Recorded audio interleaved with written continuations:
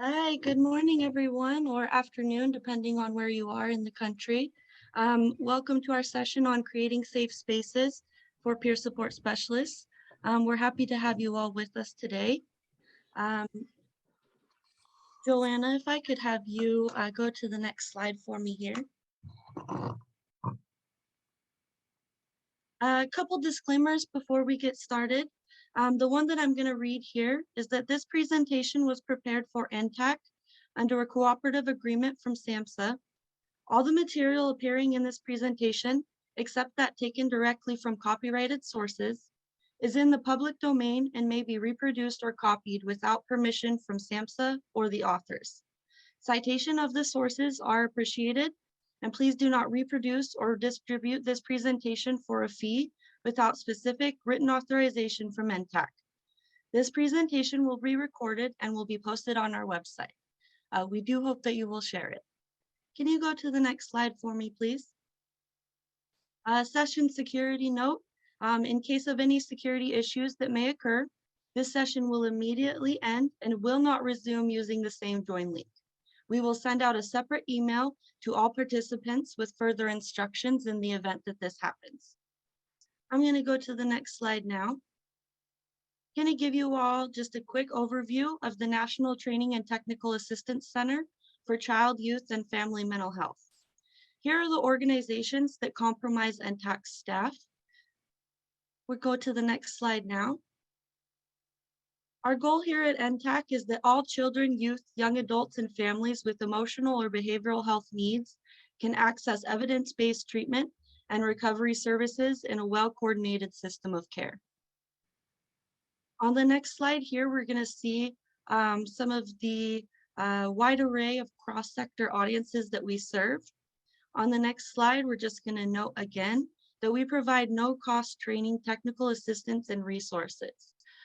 So please reach out to us. We're happy to help in any way that we can provide technical assistance, further advance the field. Today's presentation, we will be offering continuing education credits or CEUs. The continuing education credits for today's event are offered by the Texas Institute for Excellence in Mental Health and the Steve Hicks School of Social Work at the University of Texas at Austin. These entities are recognized as providers of continuing education credits. However, registrants are responsible for checking with their licensing and credentialing board to ensure acceptance of the CEUs issued.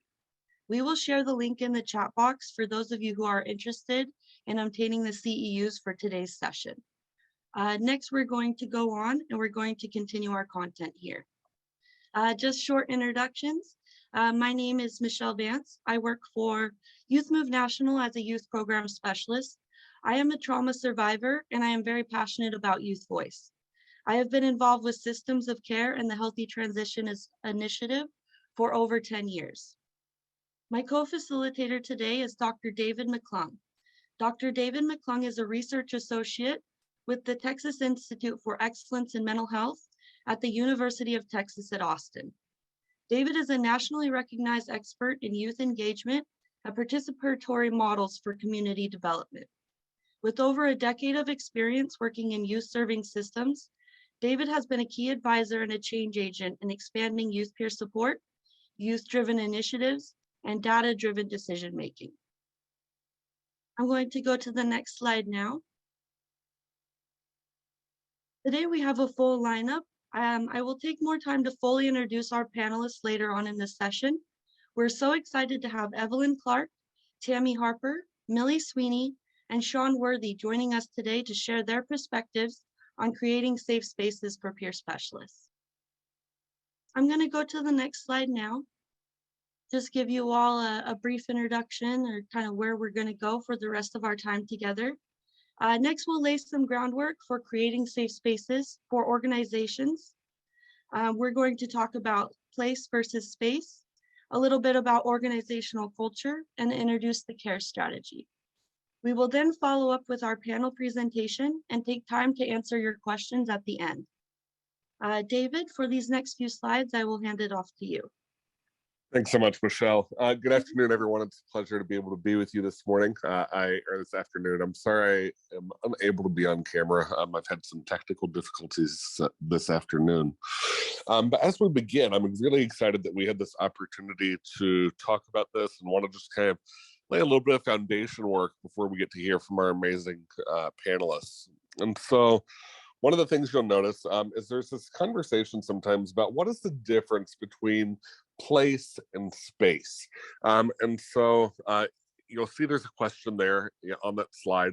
Feel free to put some answers maybe in chat as well. On what are the differences you see in those terms, place and space? And I'll say, and I'll kind of preface this by saying there's a lot of different theories about what these terms mean and the relationship between them. Sometimes what place means in one definition could be what the term space means in another definition.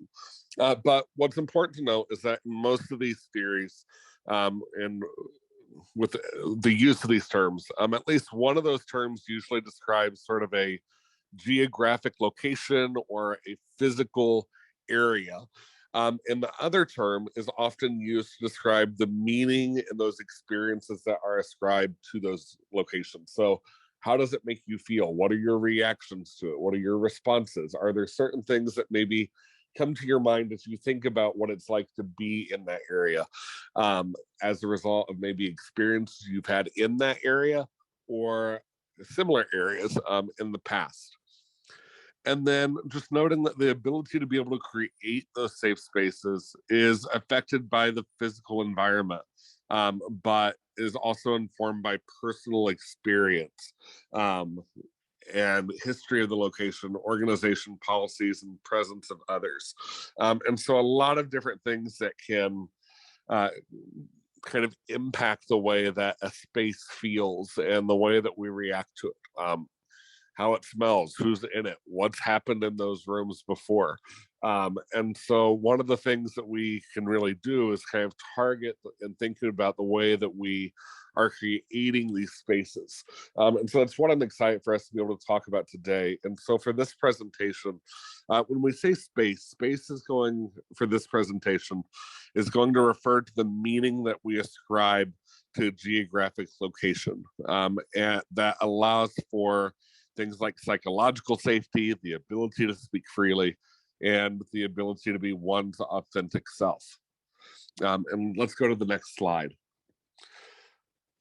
And so when we think about what it looks like to create a supportive and a productive environment, we recognize that this requires the use of multiple and multi-layered strategies. So in order to create safe spaces, we're not just talking about creating spaces at an organization level. We're also talking about creating changes at the supervisory and the management level, as well as at the youth and the caregiver peer support level.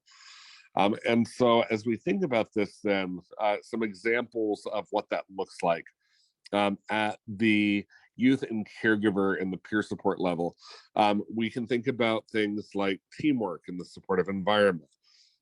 Making sure that the employer is respectful of youth and family input, that there's adequate support and a plan for self-care, those types of things. At the supervisory and management level, and again, you'll hear a lot of this from, I think, our panelists as well.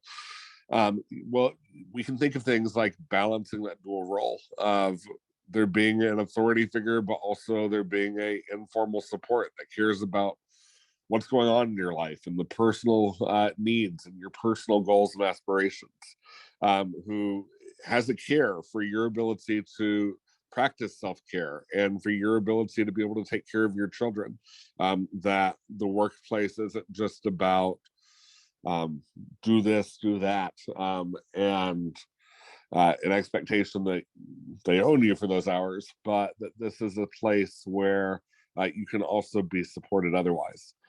And then when we think about what that looks like at a programmatic and organization level, not going too in depth at this point, we can think about things such as how youth and family driven approaches and philosophies are kind of integrated within the workforce, how policies and procedures support parents as professionals and as caregivers, and supervisors bringing clinical and peer perspectives into decision-making bodies so that persons with lived experience are present at every single level.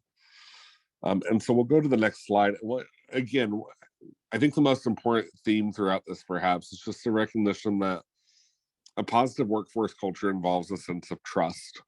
And that includes trust in consistency of policies, procedures, and treatment, trust in the value system of the organization, trust in the sincerity of staff, not just the trust of other peers, but also the trust of administrators and any other person who interacts with that organization, regardless of their role, position, or title.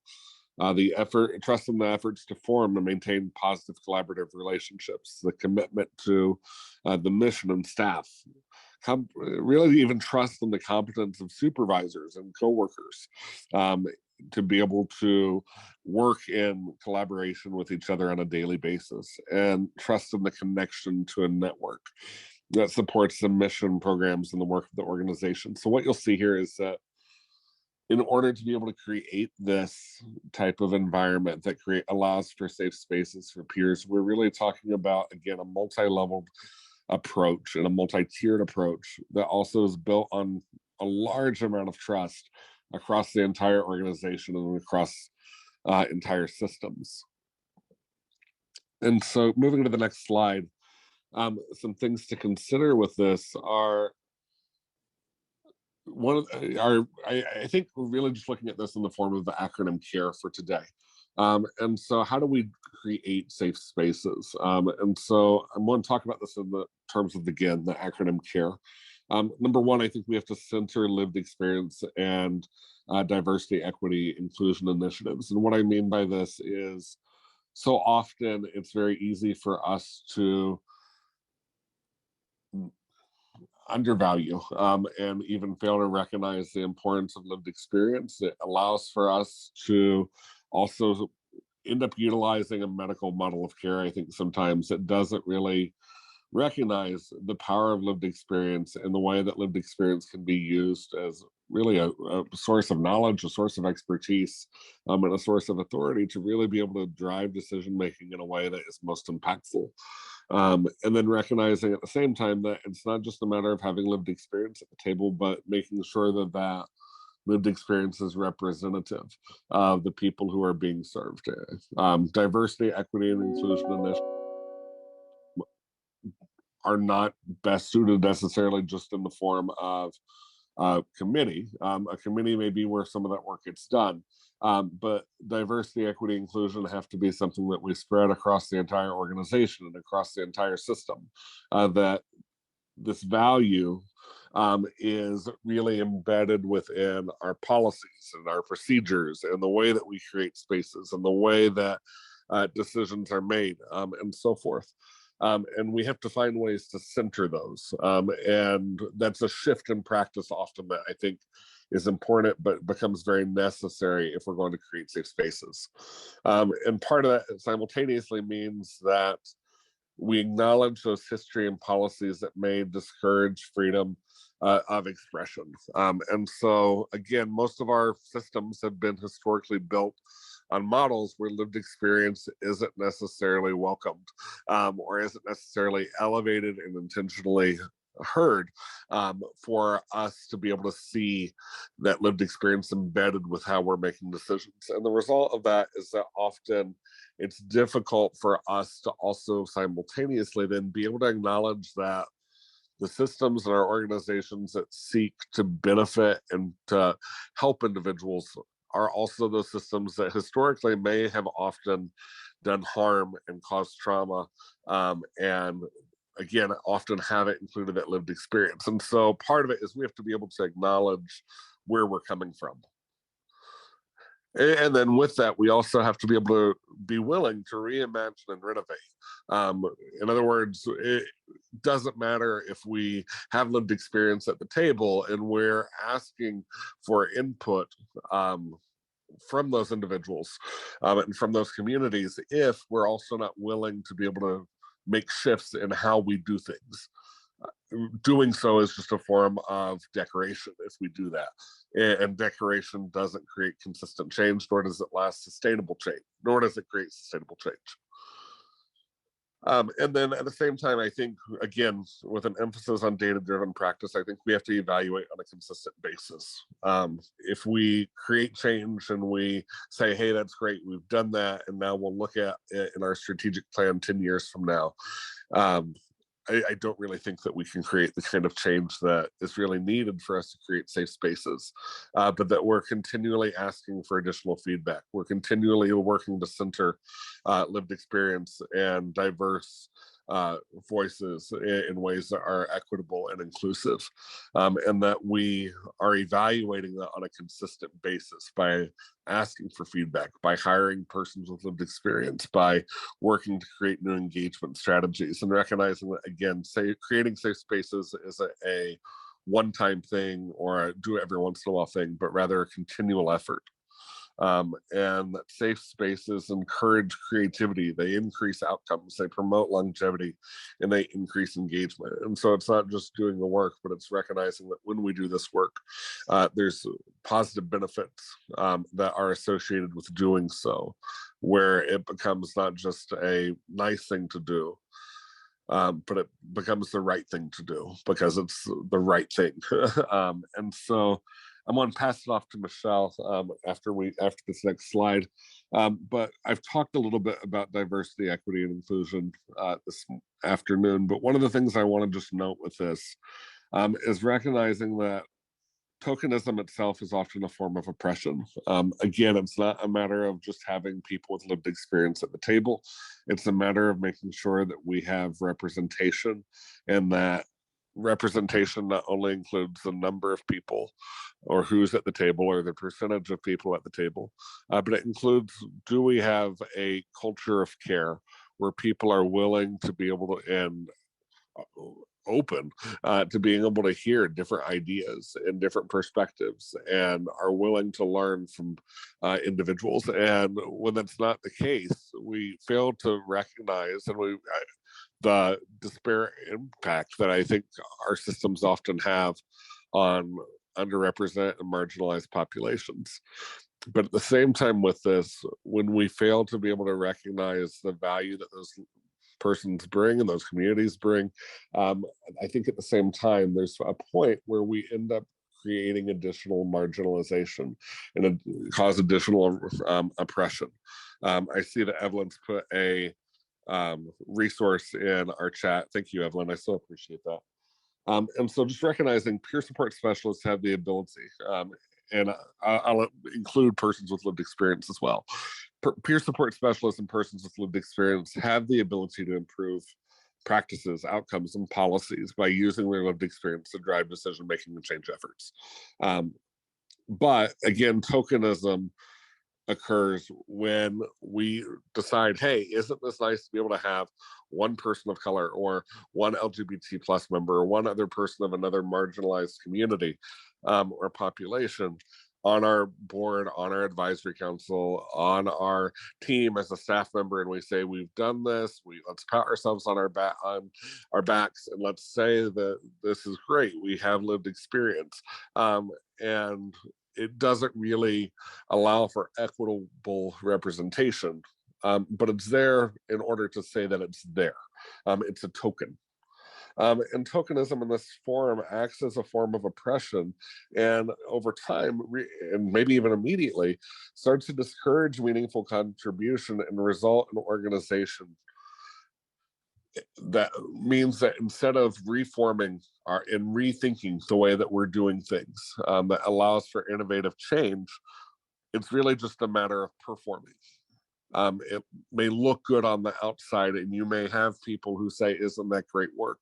But it doesn't reform the work that's being done. And so examples of this include having only one peer support specialist on staff, expecting peers to be the only voice of lived experience, expecting peers to be the only role that's responsible for engagement and inclusion of persons with lived experience. And so recognizing that if you have a family engagement specialist or a youth engagement specialist, or a diversity, equity, and inclusion specialist. These are not roles that are solely responsible for those things. They may lead some of those initiatives and they may help to structure those values and center those values. But diversity, equity, inclusion, youth voice, youth engagement, family engagement, the value of lived experience are things that entire staff and organizations have to embrace if it's really going to be centered. And that it really becomes a part of what we do, and how we do it. And so I want to move it over to Michelle. I'm really excited for us to be able to hear from this group of panelists this morning. And thank you so much for your time.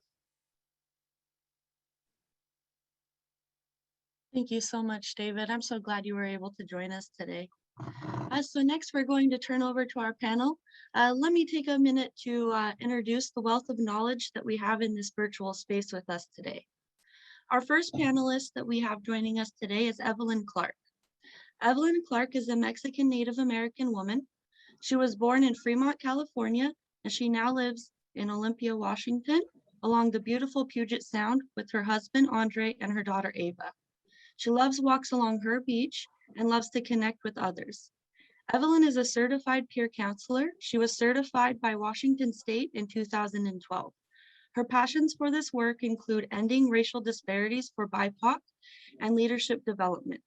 She believes that community is the answer for people to get to the best quality of services. Her work models the nothing about us without us model, which speaks to including the community and the ones we are serving in all that we do. She has experience at the community, state government, and international levels. Oh, sorry, I had my screen kind of do a little bit of a weird glitch there. I wanted to make sure I didn't disconnect from you guys. Both of her lived experience and work experience drive her heart and her why for this work. She has been able to break the stigma for those involved in the juvenile justice and criminal justice systems and other systems, including foster care, homelessness, and substance use. Evelyn brings heart, empathy, and vulnerability to her work, which makes her a courageous and daring leader. Next, I will introduce Tammy. Tammy Harper is a supervisor at Allegheny Family Network in Allegheny County, Pennsylvania.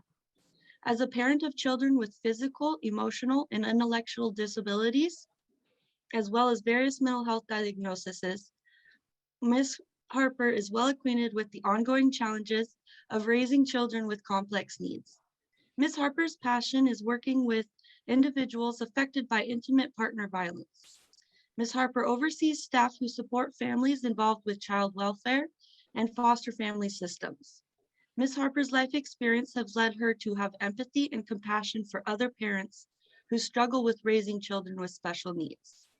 She has shared her life journey in her published memoir, Life in the Middle, and is excited and honored to share her insights with you. We can have you share your link if you would like to in the chat box to that later, Tammy.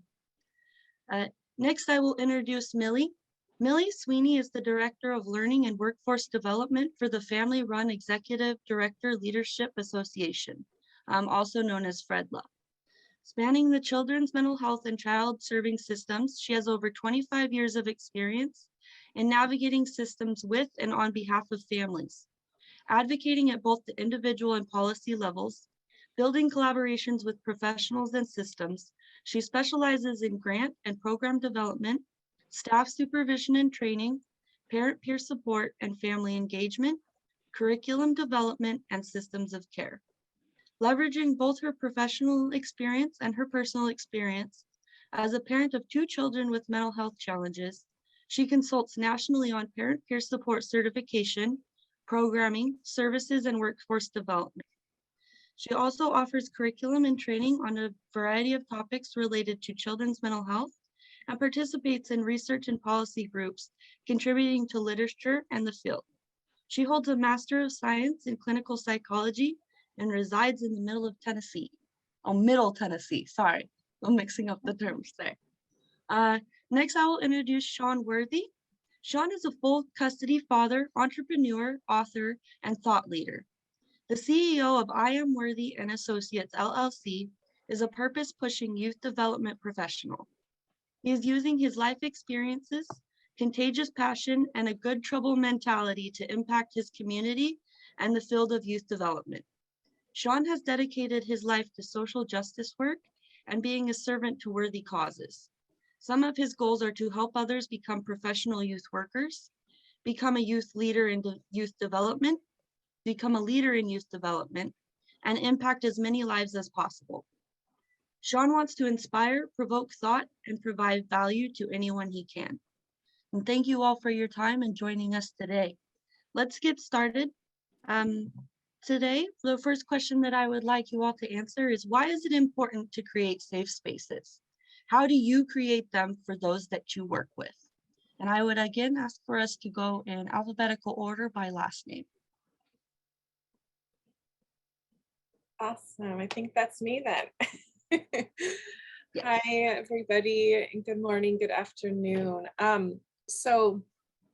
I am not in the field of peer support anymore. However, I'm always a peer, always will be certified.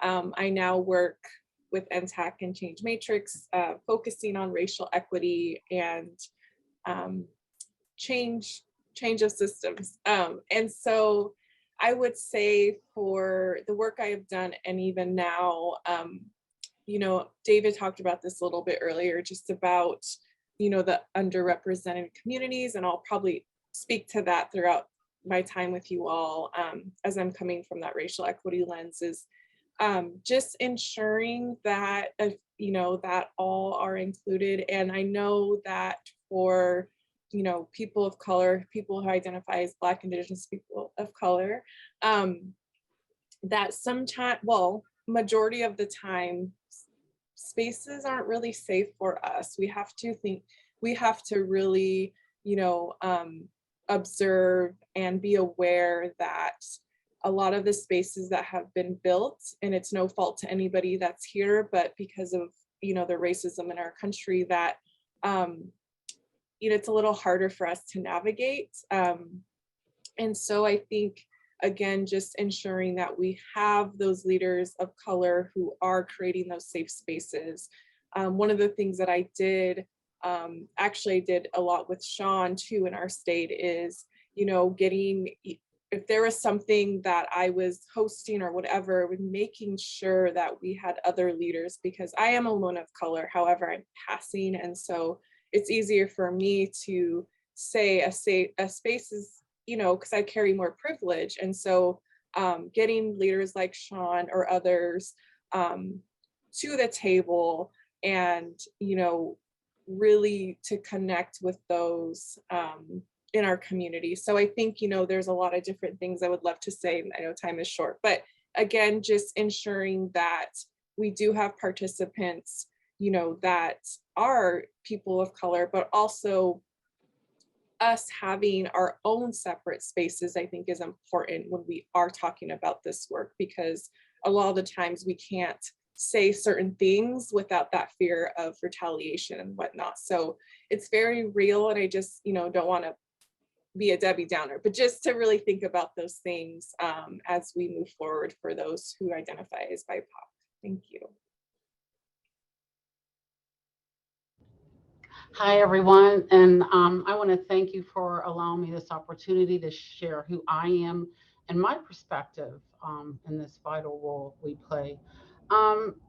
Evelyn, thank you for that. I think that is so important, and I needed to hear that, because I want to make sure that that is on my mind when I'm sharing that information with my staff who serve the families that have youth that are either coming out, or they themselves struggle, or it's a same-sex marriage. So thank you for that. That is so important. Which leads me to say that for me as a supervisor in an organization, we are one of the largest, or the largest, family-run organization here in Pennsylvania. I just think it's important for safe spaces for, as a supervisor, to share that with staff in our environment, in our office, and to role model what that may be, or coach what that may be, as they're working with families, going into community, whether it's with the children, youth, and families caseworkers or providers, and what does that look like? And having those conversations that may feel uncomfortable, truth with respect, as I like to say, with individuals, not just with the family members, but maybe the providers on the side, saying your body language, that's not really coming off real well. You're not going to get the answers you may need to have to navigate and work with this family to get good outcomes. So thank you for that. That led me into that, Evelyn. So I appreciate that. So as a supervisor with staff under me, it's so important to them to feel safe here in the office again and going out in the field. But if they feel like they're being looked at, they're not doing enough, they're not going to feel safe. So I just like to acknowledge them and who they are and the work they do. My first thought was always, the golden rule: treat others as you want to be treated, but also maybe be grateful for who they are as individuals. Just, we're not all cookie cutters, none of us. How boring would that be? So that was my first thought. And I think just, in building relationships, I have this thing I say: relationships first, then results. People first, then progress. When you put people first and build the relationships, whether it's with your staff or people in the field you're working with, whatever they may be, you're going to gain that trust, and that to me is why you start creating those safe spaces if you really want to be good support and peer support to the families you're working with. Thanks, Tammy and Evelyn. I was a little worried about following both of you, but I definitely don't want to follow Sean because I've heard him speak and he's awesome. So thank you for sharing all that. And I love relationship first, results second. I think that's really important. It's important to create safe spaces for all staff, regardless of the industry, because to feel safe and supported in your workplace really facilitates effective communication and productivity. It helps with growth for the organization, for your programs, and for individuals themselves. But it's especially important when you're asking someone to use their personal experiences in a professional way, to be and bring their authentic selves to work with young adults and to work with family members. Then they need to have that safety to be their authentic selves at work as well. It's just critical that work is that safe space for expressing and getting support when needed.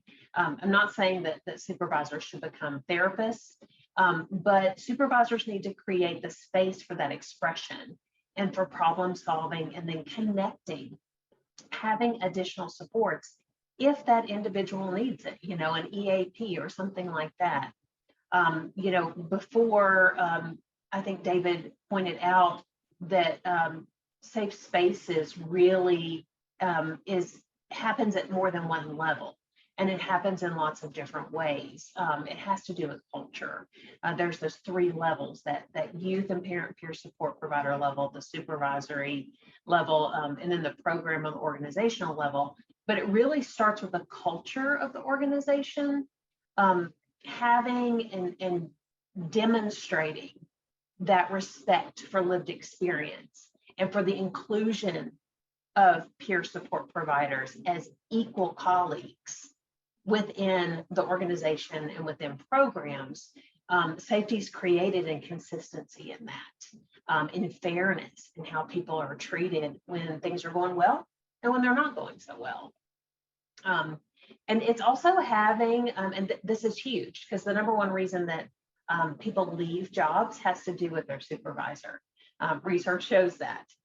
So it's really important that there are supervisors that understand the role of peers and then respect each team member as both a professional and as, of course, parent peer support is where I do most of my work. So also as a parent, but as a young adult, maybe that's been navigating systems for a long time, and has their own mental health history, trauma history. It's just important that they understand and provide flexibility in the work that encourages that healthy boundaries and self-care. It means having a supervisor that really champions this workforce, not just in their organization, but when they're out working with other people, being accessible, having open communication that is respectful. I think Tammy said truth with respect. That there's a growth process that happens with those that bring their lived experience to the professional realm. You may not have been in the workforce before, haven't been there in a long time, and or in something completely different. And there's a learning curve you have to respect.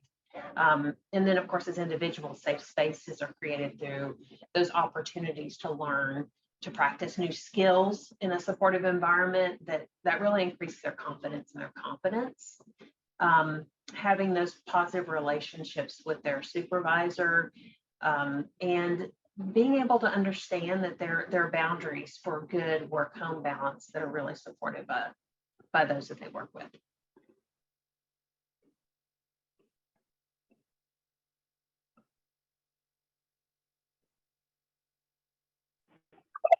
On me? On you. Okay. Okay. Can you reiterate the question one more time? Because I heard I was trying to listen to what everybody's saying and I kind of lost track of the question. I want to make sure I answer it fully. Oh yeah, no problem. Our first question is, why is it important to create safe spaces? How do you create them for those that you work with? Okay.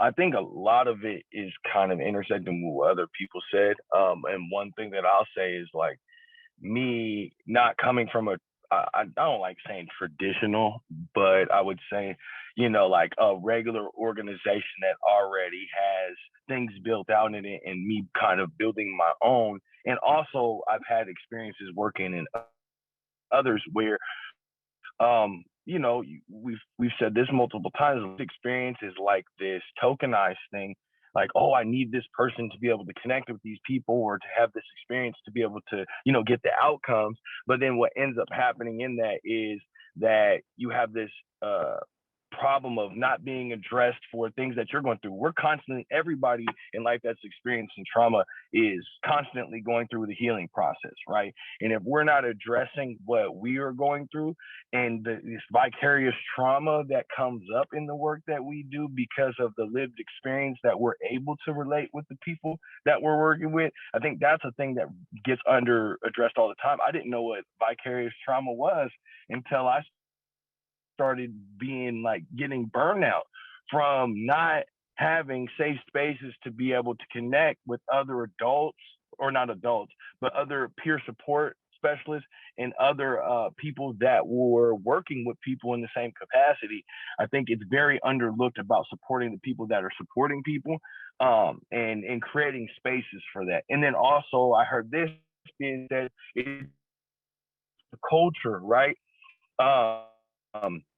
I think it's very intentional to start off a culture where you're able to take off a certain hat and to put on another hat and to be comfortable in that space of, okay, yeah, this is my supervisor, but now we're, connecting off of lived experience or these type of things, and being able to disconnect those two. Because to me, sometimes when I'm working with people, I look at them, and unfortunately, this is the way that we do in our minds. Like I look at them as their title, not as a support of mine. And it's partially because of the way the work environment is. Is it always like that? No. Sometimes we build really meaningful relationships in those situations that are able to provide us support. But what if you're the only Black person working in an all-white organization, right? And I had an experience where I was triggered, right? I grew up in an environment where you got yelled at if you did something wrong. And my mom yelled a lot, even when it wasn't needed. And so like with me, it triggers me. And so like I've been able to work through some of the things that I've, that have made me kind of like react to being triggered in that way. And when I was in a professional environment, I didn't have the space. So I got something happened where somebody raised their voice at me, And I was like, no, you're not going to raise your voice at me. And I didn't yell back. And my supervisor didn't take leadership to hold space for me. She was like, well, that was kind of disrespectful. And so I was like, I need to go out of the room for a second. So I excused myself for 5 minutes, got on the phone with somebody just to vent real quick, coping, trying to just adapt to the situation. I walked back in the room and it was completely on me, that situation, because of the way that they thought I addressed it, which I thought it was the right place. But in that space, somebody that's showing up with lived experience that isn't, somebody who's been through maybe similar experiences than you have to understand that those things are important. These triggers, these traumas, these, environments that promote healing and support are mandatory, right? Broken people can't help people. People that need to help people, they need help too. And we have to be very mindful then to not treat people as they're broken, but to treat people in a supportive role that, helps them grow to be able to do the job at a better level, and to also to be able to adapt to some of the things that we come into that it messes with us. Like I was speaking on vicarious trauma, a lot of my kids are going through things that I couldn't help them at all. And so like seeing that, we have to be able to balance that out. And also one thing that I did a very bad job of is being able to use self-care, right? And talking about that in the work environment, and being able to understand like taking breaks is necessary, and also promoting that as a culture in your organization too, by letting people know it's okay to take the day off, or it's okay to take a self-care day, or however you structure that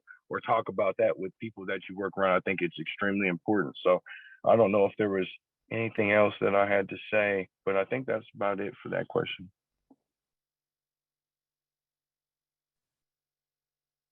Thank you very much, each one of you, for your responses. Let's go on to the next question, which is, how do you influence your organizational culture to be supportive of those with lived experience?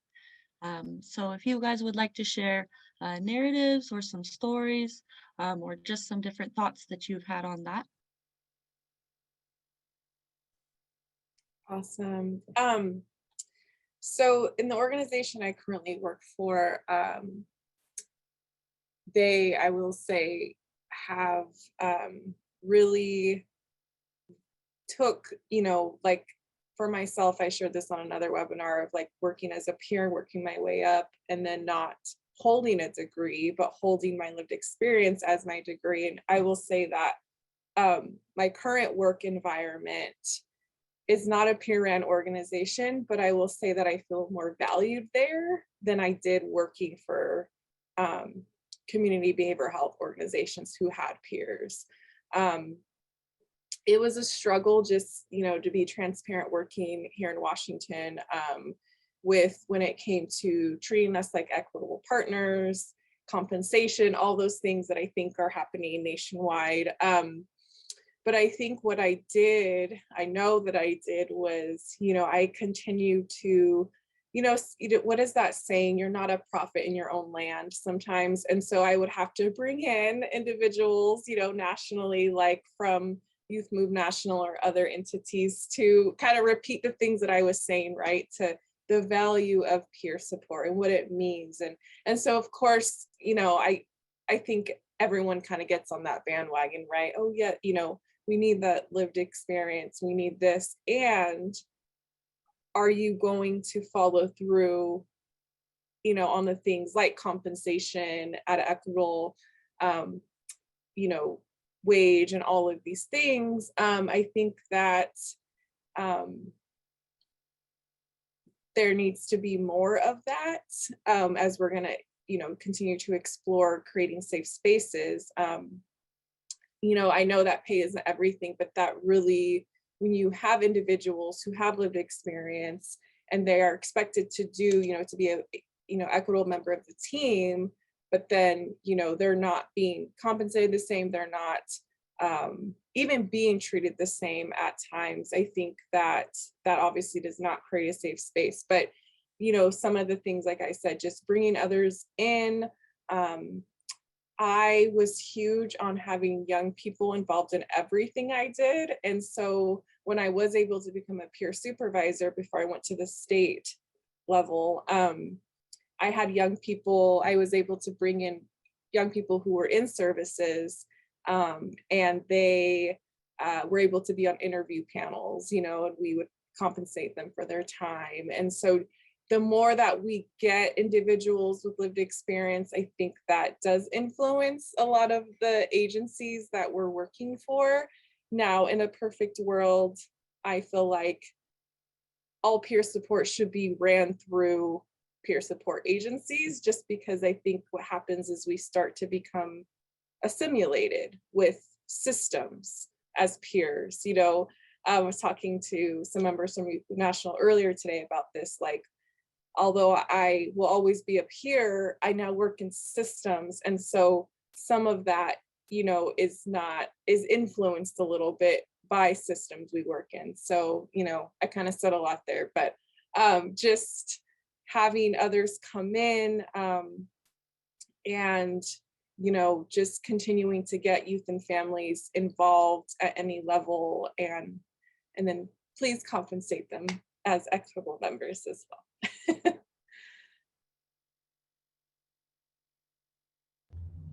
I couldn't agree with you more, Evelyn, about that, for the peer agencies to help train up and bring up and stick with that model. I would say, well, Allegheny Family Network here in Allegheny County, Pennsylvania, around the Pittsburgh area, if you're not familiar, that's what we do. Our mission is through peer-to-peer, I'm reading it, I have it written here, I should know it off by heart, but it's changed a little bit over time. Through peer-to-peer support, education, and advocacy, we partner with families of children with behavioral health needs to improve their quality of life. And on our website, it states this, and it talks, even our employment application is very clear of that you have to have lived experience to be in this peer role. And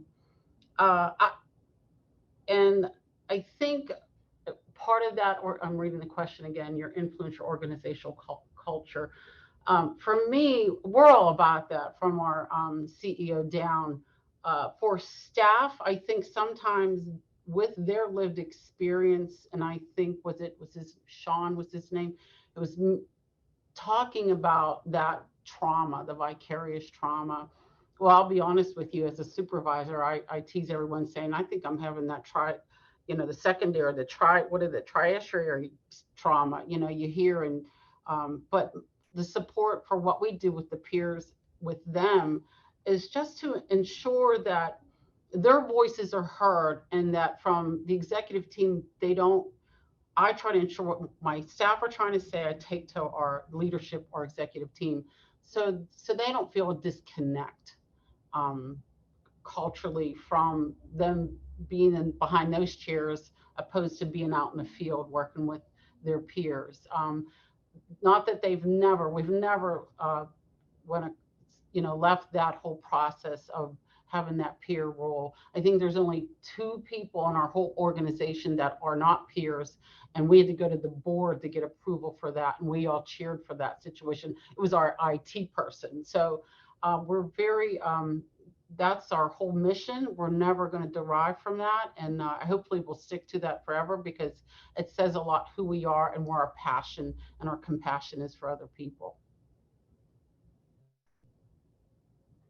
I agree with what Tammy and Evelyn have said about, the expertise in those youth-run and family-run organizations around peer support runs deep. And if you're a peer support provider who is in a different type of setting, they remain really good supports for you and sources of training, as well as for anyone who works with peer support providers. So I definitely would encourage that. In terms of influencing organizational culture to be supportive, it's been a while since I've supervised. It's my favorite thing that I've ever done. But I think that there's a couple of things that you, well, let me back up. I believe that each person individually, the way in which you approach things, makes a difference. So if you want to influence your organizational culture, it comes down to what you do. And so you should practice what you preach. If you believe in this, then model it. Be accessible, be transparent, offer those confidential spaces for discussion, without any judgment, set the stage for constructive criticism, for promoting a person's strength and encouraging their growth. You can consistently offer spaces for collaboration between peer support providers and other professionals, to show how they can work together and how they can be equals at the table and each bring their own type of expertise that leads to better outcomes. You can champion this workforce while you're looking for opportunities, taking opportunities to help people grow. I think calling out and avoiding tokenism, whether that is having that one peer support provider at the table, it's the same one every time, or your go-to person who is from a particular community, is a Black or brown person, that's tokenism. Model that for others and try to, when you mess up, when you make a mistake, own up to it. Again, when people see you do that, they feel you're a safer person. And I think you're modeling that for other people. You can also really influence by promoting the work and the impact of peer supporters. Use data, use examples, use those who've been enrolled in programs, use their testimony, their own words, to show the impact that peer support providers have. And that can influence those that are looking at the bottom line, those who are looking to grow programs or organizations. And finally, I would say, please correct misconceptions and myths around youth and parents as professionals, because they can be extremely professional. They are professionals when they're in this role. It is a professional role with professional expectations. It just comes from lived experience and sometimes from deep trauma that will show up at times, and you can be supportive when that happens, which means you're going to get 150% back. Yeah.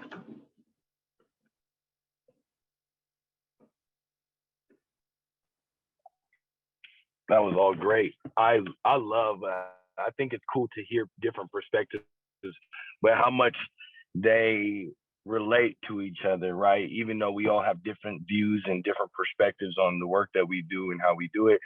One thing that sticks out to me, I come from a different perspective, I would say, because I'm an independent contractor, and I also didn't go the normal route of doing the nonprofit. Not that I'm against it, but there's a reason that I'm going to explain in a little bit of why. And I think that this is very important because of my perspective of doing this work as a Black man, and also with lived experience and everything that we're talking about. Sometimes there's a lot of other things that don't get talked about. And I think my perspective is the way that it is because I do a lot of business, a lot of contracts, a lot of things like that I feel like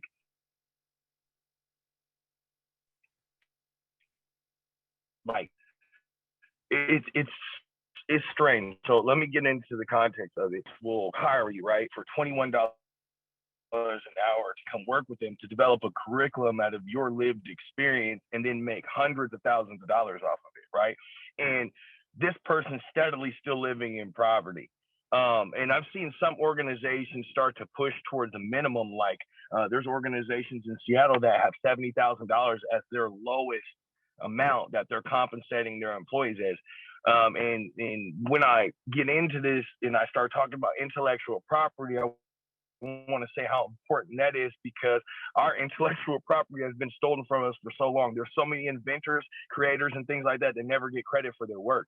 But these organizations, in the perspective that I'm talking about, get credit for it. You know, the person with the lived experience gets tokenized to come up on the stage and say, yeah, I developed this, and that, and the third. But at the same time, they're not valued as a professional. They're valued as this token person who has this, like basically it's almost as entertainment rather than it is about giving somebody credit for who they actually are and what they're actually capable of doing. So I feel like we have to get away from looking at things always in the way that we have, right? And what I mean by that is maybe I have a friend that runs an organization up north, and I'm going to use this as a very good example. He knew somebody was qualified to do something outside of their pay grade. So instead, he asked them to clock out and build him a curriculum, and he paid them a flat fee for that curriculum to be built based off of their life experience and everything else. Now, if you go ask another organization to do that, they'll start talking about their policy. They'll have these red flags about this and that, but really, could you actually do that, right? And that's really bringing value to a person who actually does bring value to your organization, right? And think if this person's living in poverty, probably barely even able to pay their bills, and it's okay because they're willing to work for that wage, but what can we offer them more? And this is even for me as somebody who is life experience. What can I offer somebody that's coming to my table that's bringing value to me? How can I create more opportunities for them? How can I put them on panels to have discussions like this, right? And be compensated for it, and to do things to represent the work that they're doing and things like that to get a spotlight. I don't think it hurts us to build up other people. And I feel like sometimes because of the master narrative that's put in place and so for so long that people feel like, oh, if I give this person an opportunity to shine, that it's going to do this to me or that and the third. And I don't think that's necessarily true. I feel like it actually helps our organization because it's going to promote a certain culture that people are going to come want to work for. What? Oh, girl, you got paid how much to do whatever? And then all of a sudden she's like, I'm going to apply here too. And now all of a sudden you have people that really want to show up and work and give value. And there's also, you got to look at the opportunities to go not retrain, but to give them more training opportunities, to build them up to be a professional that can possibly be a supervisor or maybe someday even run the organization, right? If we're talking about diversity, inclusion, if we're talking about all this type of stuff. So that's what doesn't happen. As a grassroots organization, they want me to pay $4,000 to come to trainings that would definitely benefit me. But because of the way that the trainings are structured and the organizations and how they're paid for it, they don't really worry about grassroots organizations like that, right? And so like those employees that work for those grassroots organizations like mine don't get that training because the funding is not there to be able to do things like that. And I think that's one thing that we have to be intentional about too. How are we building up the people that are in our organizations with these life experiences? Because that's what's going to show other organizations the real value of having those people and promoting that growth within your organization and them seeing ROI on that investment of that person, right? Because I think that sometimes people have that mindset of, oh, well, this person's just going to go run off and do this and do that. But I think it's more so about the overall mission of lifting people up. The same thing that we're trying to do with the people that we work with or for is the same thing that we're trying to do for the people that we work alongside or hire or whatever. I feel like that's very, very important. And another thing is, I want to say this is intellectual property. I know that when you're clocked in an organization, for your whatever dollar amount that you're making, like you are working for that organization. We understand those type of things, but I also think we got to get out of the mindset of how we can operate. Another example I want to say is like bringing people that have life experience in for trainings. Well, what if that person's already a part of your organization? What if they can just clock out and be the contract with them to be able to do that? I think that we got to change the way and the mindset that we do things. And I know that in some cases there may be gray areas or conflicts of interest, but I also feel like me coming in somewhere where somebody's valuing me like that, I don't think that I would necessarily want to leave or go anywhere else because of the opportunities that I might be able to gain and the platform that I might be able to build for myself as a person with life experience, a subject matter expert, and I don't think that that's something that is talked about very much. I really don't. And my perspective is a lot different because I'm a contractor and those type of things. But just look at some of the skills that some of the people in your organization had to do a better job of providing steps for them to build themselves up. Another thing I want to say before I stop real quick too, my mind's racing right now. Somebody had brought it up. What was it? Oh, so I have this a lot with the kids that I work with. You know, my kids are going through trauma right now. So like sometimes they'll come to school with that baggage and they'll be going through trauma at school. So sometimes workers, and I explained the story earlier about me and the trauma that I was going through at work with the situation with somebody raising their voice at me. We have to be understanding that these people have things that they're healing and going through, and that if we don't create spaces and also advocate for them to the people that they're, okay, yeah, Janelle, yeah, she's a great employee, and she had a blow up the other day and she yelled at me, but that wasn't Janelle. That was something that she had gone through before. And we're not justifying things. We're advocating, and we're also holding accountability to a bigger picture, I think. And I have to do that with the young people that I work with, because sometimes they'll flip their lid and the teachers want to kick them out of school. And then once they calm down, they're like, oh, I'm sorry, I just got mad. And it's partially learned behavior and things that have came through trauma. And we can't punish our employees just like we don't want to punish our clients for the trauma that they've been through. So let's be mindful of that and open up spaces, and also try to redirect and help those people go through those situations so that they can cope and be successful in those environments.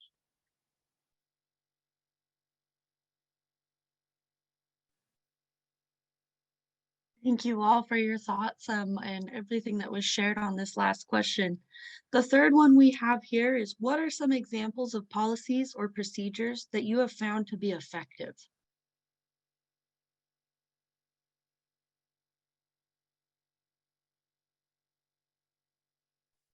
It's always like, who going first? Because you're like, how should I answer this? No. Uh,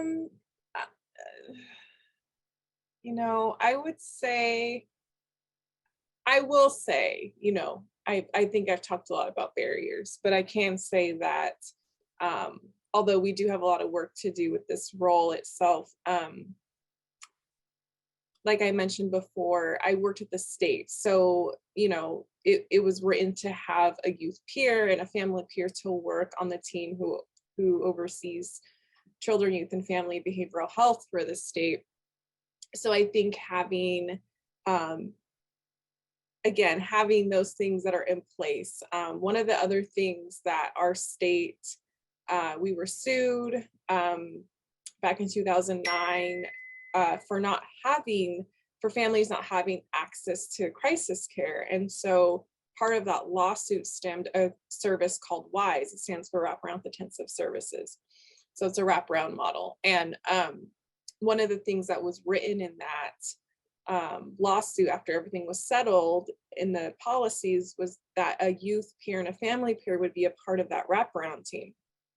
So within came this full on 24/7 support team that had peers written in, the service itself, which is huge. I think that's why our state did a really good job at getting the youth and the family peer movement really up and going, is because we were called out in a settlement agreement. So anytime, there is a lawsuit like that, I think there's always, a blessing on the other side. And that really did elevate this work for us in the state, I will say. I think another thing, like I was saying earlier, around the more we hear about lived experience and peer roles and the power of youth and family voice, more agencies are apt to get that, right? So how are they creating even the job descriptions, I think themselves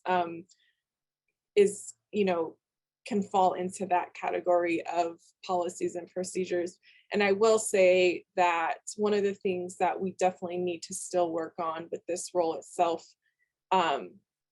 when it comes to policy and procedures, is, the background checks. I think that that's a huge barrier, especially for the system I came from. I had 5 felonies by the time I was 17. I was very, very fortunate that mine were juvenile felonies and not adult felonies, because then I was able to work in this field. A lot of the young people I supported were incarcerated and obviously would be phenomenal peers. I mean, they are the best thing to, right? The closest thing to that as a young person. And that was a huge barrier. So, you know, just working on the background checks and what really qualifies us to become a peer as well. So yeah, I'll end mine at that. Thank you.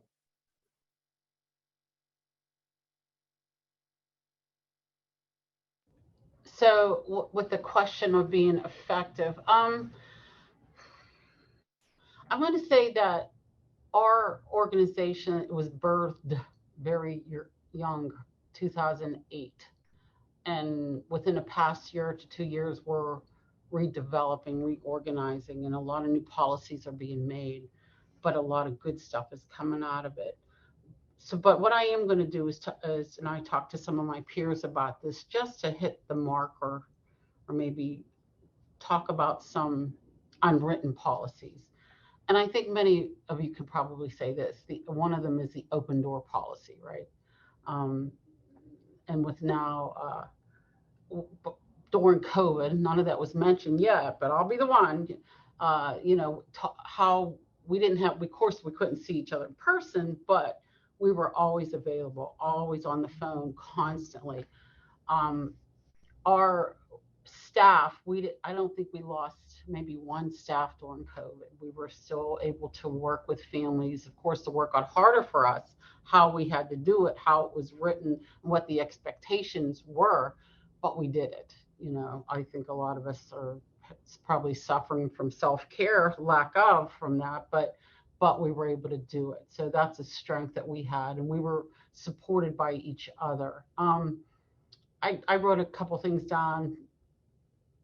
So I think one of the policies we have is the opportunity to grow in our organization. We build each other up to become a leader. Well, I put in the chat too that I was a family member, still am a family member.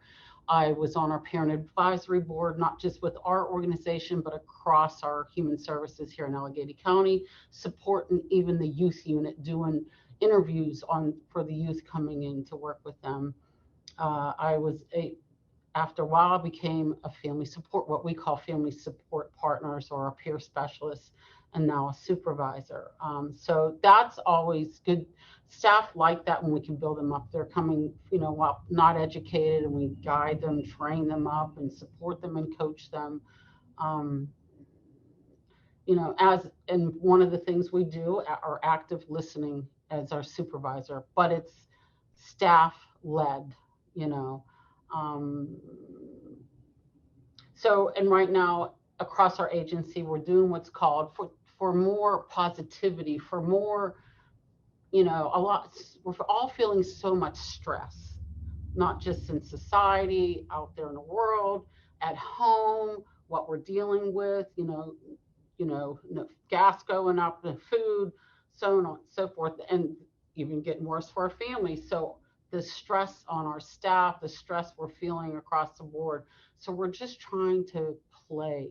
We're trying to just kind of take wellness serious by actually having our organization develop something and we're being intentional on what they started calling out. I don't know if you ever heard of the FISH philosophy. And it's strength-based, good attitude, have fun by, which is being present, play, make their day, and choose your attitude. It's just this whole written series of books, and it's lighthearted and it's wonderful. I love it because that's who I am. And I'm going to go back because right now I have the floor to some of the things that we talked about before. See what happens, Millie, get me talking. So when we just started this conversation about, I was pulled into this, gratefully so. they're saying, say, how do you create safe spaces? And I think my email, I even said, well, I'm going to check in with my staff and I'm going to have them come on board with me and we're going to talk about this because that's who I am. This isn't about me, it's about my team. I believe as a team, as a supervisor, I don't point the finger and say, go out there and do it. I'm actually in front of the line with them doing it. That's how I lead. And so I asked my staff to give me some ideas that I have done or anyone in our organization they felt helped them to feel safe in this space in our agency. And then I said, but I want you to also give me any ideas that what we're not doing. So I'm going to go through really quick. Being included, this is all from my staff, listening to their concerns, allowing them to vent versus complain without judgment, advocating on their behalf with our leadership team, encouraging self-care, taking time off, being a people person, eating lunch with them sometimes, being trustworthy and transparent with us, being empathetic, body language and tone in your voice makes me feel much more comfortable when speaking with you. Make room for who you are, being vulnerable, allowing myself to build an emotional connection. This is to my team. Being inclusive, giving others a space to talk. Knowing my actions speak louder than my words, and that they mean me. If there's physical environment, I make it welcoming. Checking in on them when they know they're out in the street and they're in a vulnerable neighborhood with stuff going on, to make sure they're safe especially if they're feeling overwhelmed. And one put, you want to know where we are and what the concerns are around our challenges and coaching them through it. So I wanted to say that because I thought it was important that I included them in on this conversation. Thank you.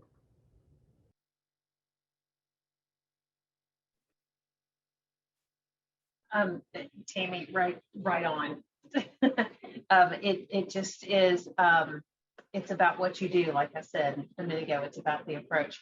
And you highlighted one of the most perfect strategies, that inclusion strategy, that just, it makes a world of difference if someone has ownership in the work they do. Those who do peer support, this is not a job. I mean, yes, you need a job, you need the paycheck, you need to pay your bills, you need to be compensated fairly, but they bring a passion to it. We are here to do this work because we don't want other people to struggle. And so it's more than 9 to 5. It's important that individuals are recognized for what they bring to the table and that they are included, so they have that ownership. So I think in both working in this realm, as a person with lived experience, as a supervisor, and now working nationally, there's a number of examples that I want to share. But what I want to say overall is, and Sean referenced this, lived experience doesn't stop just because you're now using that lived experience in a professional manner. And that's what you hired them for. So if you keep that in mind, it influences, informs, and can change your policies, your processes, and your procedures. You have to ensure that your current way of doing things doesn't penalize those staff or their lived experience when it happens. And if you keep that at the front of your mind and are willing to make changes and try new things, you can develop very effective policies and procedures.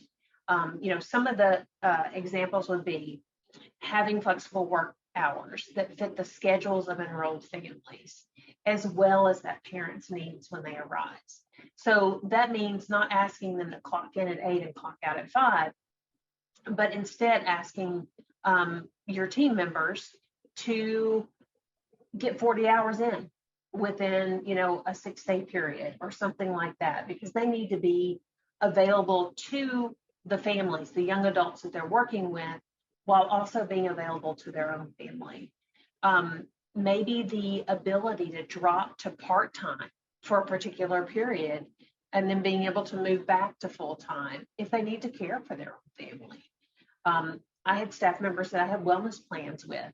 Not everybody will need it, but some would appreciate it or would need to have something in place. Like you can tell that I'm not having a good day when XYZ. When you see that, you've got my permission to say, hey, let's talk about this for a minute. And then as a supervisor or in management, being willing then to say, why don't you take the day off, take care of yourself, and make up that time, on Saturday. Can you reschedule that meeting for that day? So having a structure like a highlight, you just totally highlighted it, Tammy. Having a structure that allows for information and ideas and input that flows between management, supervisor, your parent peer support or youth peer support team, and back. That really facilitates that ownership in changes and decisions. The same thing, making sure that you have youth and parent voice with authority in management and supervisory roles, as well as on your board and in your CQI processes. Making sure that you have career pathways for those with lived experience, not basing, and of course, this is, you can't have someone without a clinical degree being your clinical director, but don't base all promotions on a degree. Experience, strengths, that's something that you can use to build that career pathway. I said before, supervisors are the number one reason why people leave jobs or won't come to jobs. So making sure that you've got specific training for supervisors of peers if they don't have that lived experience themselves. Best thing is for it to be someone who has been doing that work for a while and having supervisors with that lived experience too. And then I go back to what was said, Evelyn, those barrier crimes, I hate when I see that they're in like certification processes at the state level, because you miss out on people who would be amazing peer support providers because of something colorful in their past that is actually the whole reason you would like to have them working with youth and families. So that's it for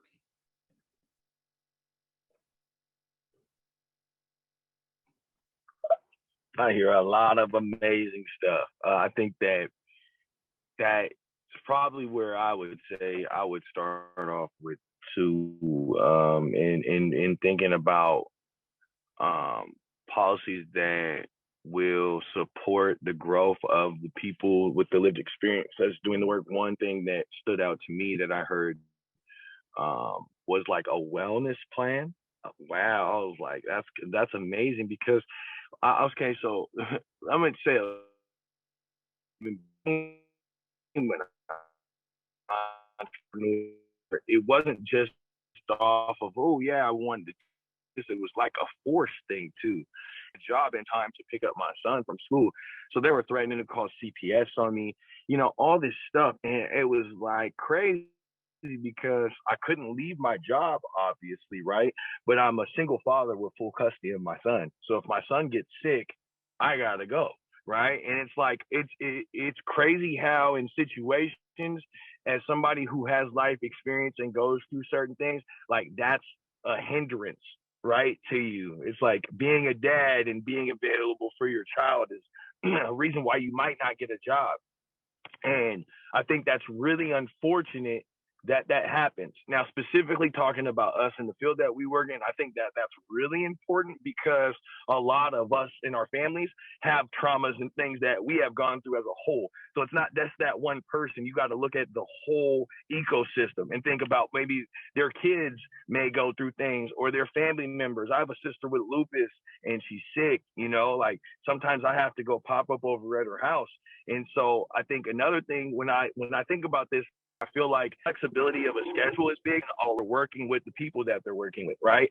Some of my kids might not be wanting to talk or get connected with until school's out or whatever. So why am I clocking in at 8 and I'm not doing anything for 3-4 hours really, because nobody's calling me. I'm caught up with all my paperwork, whatever it might be. I think we should also start looking at performance-based work, right? Look at performance-based work. Are you checking off your objectives? Are you meeting your goals? Are you doing the things that you need to do to make sure that your clients and your duties are being met?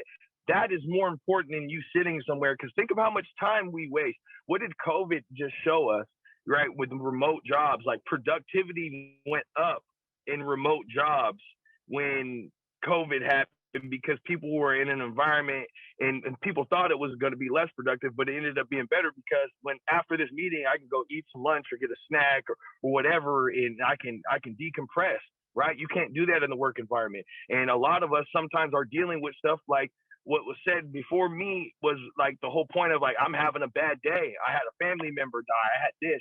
And we go so many times with the trauma that we face and the situation that we've gone through, coming to work in a vulnerable space like that with everything that you go through and hearing your boss not care or not having things in place to support that is terrible, because that's why a lot of jobs that have a lot of vicarious trauma or other things don't get these people to support them, because they're going through their healing or they're still trying to navigate their situation. Does that mean that they're not meaningful to the work environment? No. Or to workforce? No, that doesn't. I mean, we got to have more creative ways to figure out how to work with them. And I think that going in a performance base, you'll get more from people, because it's not just these mundane tasks. It's like, okay, this week you were supposed to meet with 10 clients. Oh, you met with 12. Oh, that's amazing, right? Now, and what, you're getting your data based off that and stuff. I think that's just a better way to try to look at the work that we do, especially some of the ways that we have to work with our clients aren't the most traditional ways to work a 9 to 5, right? Like we have to pick up the phone at 3 o'clock in the morning because the kid's about to go do some dumb stuff. I don't get to necessarily pick or choose that. So I think that's something to be mindful of. There was something else that I was going to say. I want to say, one thing is peer support, right? Let's just stop there. I didn't even know what this was. There was nobody in my school doing no peer support. So seeing that my state actually certifies somebody in this and actually creates an opportunity for somebody to use their life experience that's like accredited. It's not just like, hey, my name's Sean. I've been through some stuff. Let me into school to work with some kids. It's like, no, you've gone through this process and this training that's put in place. And I think there needs to be more of those too. I think we need to start touching specific regions of, or areas like, reentry and, certain things that are specifically targeting certain areas where people are experiencing stuff and training up peer supports to be in those spaces, even though they probably already have the life experience. When I got into peer certification, when I got my peer certification, a lot of the foundation, which it should be, was built off mental health, which is very beneficial. But then also too, looking at it, I think that there could be a lot more done in those spaces and provided certificates in specific areas to help people get into job placement and to have them be accredited there and be trained up. So I thought about that.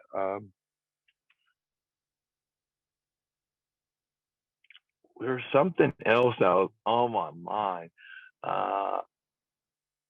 It was something that had to do with families and youth.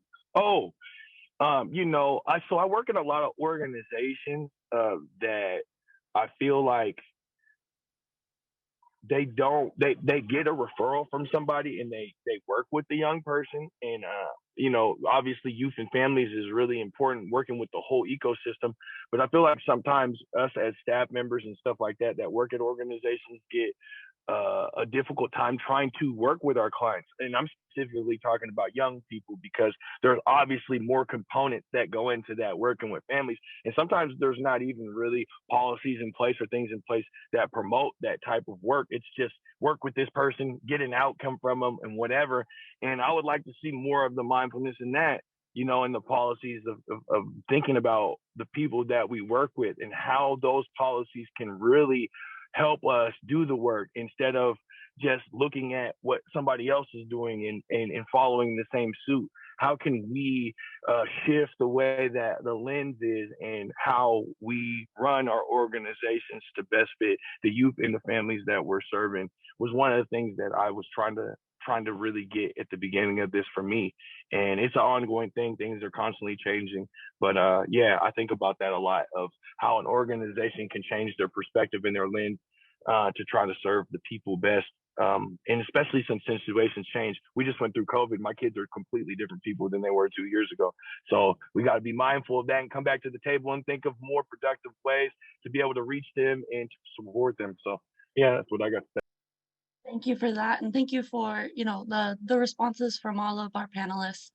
Um, I think just one more thing that I would like to add to the policies and procedures is the idea of creating safe spaces physically, right? So we go back into in-person work for those of us who are still working virtually. When we go back and we're working in person with people, to think about the way that we can standardize physical spaces. So how does a client receive a consistent experience? How do the people who are working as peer support specialists receive a consistent experience when they come into the office, right? So we're thinking physical space, right? Thinking about the exits, thinking about wellness plans, thinking about the smells and the things that we have in the physical space as well. We're running a little bit short on time, but I would love to take a couple questions just via the chat box. So if you have a specific question for one of the panelists, we would like to take that now. And again, thank you all for your time in joining us today. This is the information for how to get in contact with us here at NTAC.